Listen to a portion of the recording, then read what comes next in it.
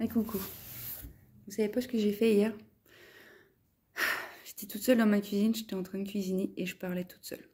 Je me faisais des questions-réponses, toute seule. Et il restait l'équivalent d'un verre de rouge dans la bouteille de rouge. J'ai bu un verre de rouge toute seule en cuisinant. Vu que je bois plus trop d'alcool, j'ai bu 4 gorgées et j'étais un petit peu pompette. Et donc j'étais en train de me faire un monologue. Et du coup j'étais en train d'imaginer quelqu'un qui arrivait, qui me disait « Mais Nénette, tu parles toute seule ? Et tu bois toute seule ?» Alors ça, c'est une réflexion qu'on m'a déjà faite, tu bois toute seule. Alors j'étais là, bah oui. Je ne vois pas pourquoi je devrais attendre quelqu'un d'autre que moi pour faire les choses que j'aime faire en fait. Donc parler toute seule, c'est pareil, c'est quelque chose que j'aime bien partager, échanger, parler.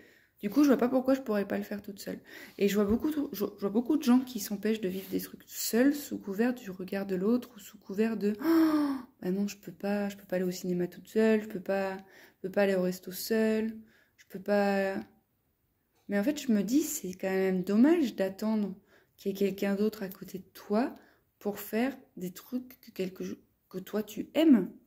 En fait, c'est pour ça, moi, je trouve que l'amour de soi, c'est aussi être en capacité de s'offrir parce qu'il nous fait du bien, mais de soi à soi. Et j'entends qu'en fait, il y a beaucoup de dépendance affective quand déjà tu n'es pas en capacité de nourrir tes besoins et de cultiver la joie de toi à toi. Bah, j'ai l'impression qu'effectivement, tu remets beaucoup de pression et de responsabilité dans les mains de quelqu'un d'autre que toi. Et je trouve que ça peut vite devenir oppressant. Ça peut vite venir... bah ouais, faire flipper l'autre en fait. T'as l'impression que tu dois prendre en charge le fait bah, de répondre aux besoins de l'autre. Mais bien évidemment, quand tu es en relation avec quelqu'un, c'est bien de regarder dans les mêmes directions et puis de s'offrir des espaces de cohérence pour les deux, de partage. Des petites bulles, on se retrouve dans des espaces. On aime bien faire du sport, ben on va aller faire du sport. On aime bien aller se balader, ben on va aller se balader. On aime bien faire la musique, ben on va se retrouver autour de la musique.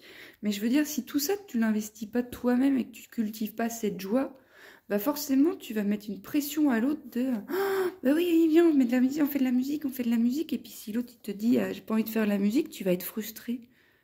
Puisque bien évidemment que c'est à toi d'être autonome dans la nourriture de tes besoins. Et puis tu peux l'être en fait, t'as le droit.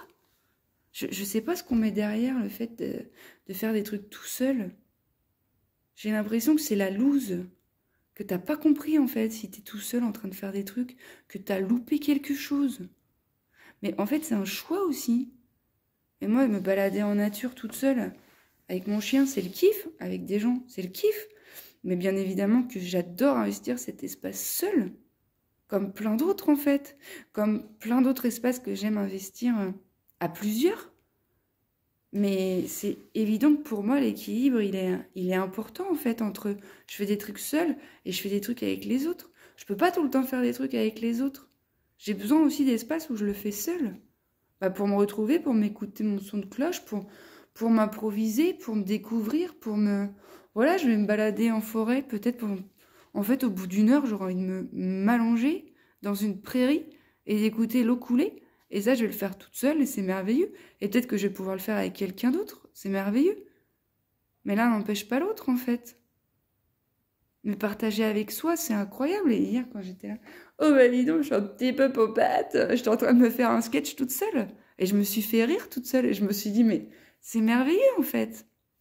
Je suis contente d'avoir développé cette autonomie de joie, de cultiver de joie, ma joie, de savoir qu'en fait, je peux la vivre toute seule, en fait.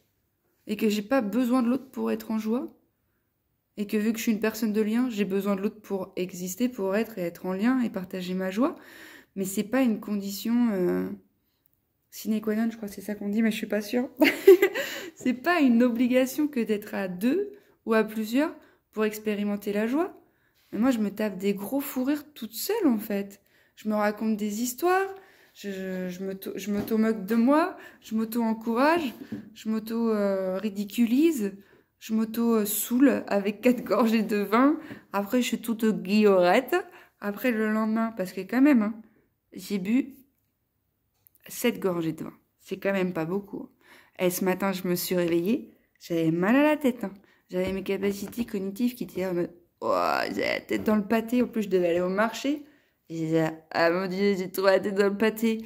Vas-y, j'allais prendre une douche froide.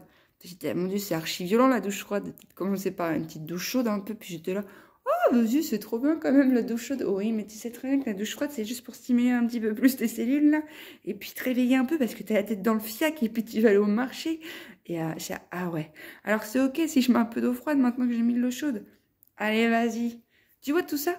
C'est vraiment avec beaucoup de joie parce que je pense qu'avant, je réfléchissais. Eau froide, super violent et super dur. Et moi, j'observe à quel point c'est un petit peu dur avec moi, c'est vrai. Alors que cool, c'est un apprentissage aussi de familiariser ton corps avec l'eau froide. Et du coup, ce matin, j'étais mort de rire sous ma douche en mode ouah. Puis après, c'est trop cool, j'ai rencontré plein de gens. Et c'était trop chouette. Mais vraiment, je peux apporter la joie dans l'espace du A2 parce que je sais ce qui me fait joie. Et que je la connais, cette joie. Et que je la cultive déjà à l'intérieur de moi. De moi à moi. Et que je suis devenue ma jardinière. Je sais pas trop si ça se dit, mais t'as compris.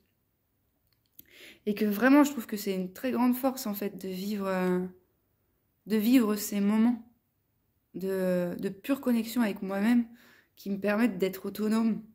Et du coup, j'ai l'impression que je dépends de personne pour être en joie. Alors, bien évidemment que le bonheur, il peut être partagé et pas pour autant amoindri. Hein. Donc, bien évidemment que ma joie, je peux la partager et puis la multiplier. C'est trop bien, c'est trop cool. Mais ça, c'est rendu possible quand elle est déjà présente à l'intérieur de moi. Je peux pas multiplier quelque chose que j'ai pas. Donc, si j'arrive dans l'espace du collectif et que je ne sais pas ce qui me fait joie et que j'ai pas cultivé cet art-là, il y a fort à parier que je vais pas pouvoir la multiplier dans le collectif. Alors que si j'arrive riche de cette proposition déjà qui est présente à l'intérieur de moi, et pas tout le temps, mais je sais qu'elle existe, déjà, c'est trop de la boulette en fait. Je te parle pas d'être tout le temps en joie, hein, c'est pas du tout la dictature de la joie. C'est juste être autonome dans sa joie. Et c'est joyeux pour moi de me recevoir dans ma tristesse. Et c'est joyeux pour moi d'observer que je suis en colère et que j'arrive pas à accepter la colère. Tout ça, c'est l'amour de soi, ça se cultive en fait, avec le temps, avec les regards qui changent, avec la sagesse qui se dépose dans davantage d'espace, avec la maturité aussi, parce que je vois, hein, depuis le début de cette chaîne, par exemple, j'ai changé dans ma façon de parler, dans ma façon de me tenir, je suis plus branchée sur du 320, je parle plus doucement, je suis peut-être plus accessible, j'ai plus besoin d'enrichir mon champ lexical de trucs qui me fatiguent, parce que j'ai plus investi un espace de présence dans lequel, effectivement, maintenant, les réflexions cérébrales, je peux les avoir, mais je te jure que maintenant, ça me capillotracte le cerveau.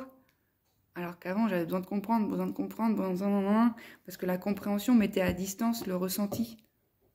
C'est ça, en fait, quand tu as surinvesti l'espace mental, c'est que tu as un petit peu délaissé l'espace corporel. L'espace corporel, il ressent, il sent. L'espace cérébral, il sait, il invente, il sépare. Du coup, bien évidemment que je suis très contente d'observer que maintenant, les réflexions cérébrales, je suis là. Hein? J'ai cherché un dictionnaire. J'ai pas compris. Et du coup, c'est très intéressant comme parcours. Donc, j'invite aussi effectivement à cultiver la joie d'être soi, parfaitement humaine, avec tout ce que ça veut dire, quoi. Donc, voilà. C'était vraiment une invitation à cultiver sa joie en autonomie pour aller la partager. Et puis, bien évidemment, que des fois, t'es pas en joie et c'est bien parce que t'investis l'espace du collectif que tu rallumes ta joie intérieure. Bien évidemment que ça fait aussi partie des échanges. C'est juste des fois trouver l'équilibre, encore une fois, et investir cet espace en solo. Je trouve que c'est primordial pour accroître la confiance en soi et la connaissance de soi et approfondir ses capacités d'autonomie, sa souveraineté, quoi. Voilà, je crois que c'était un petit peu près tout. Des bisous.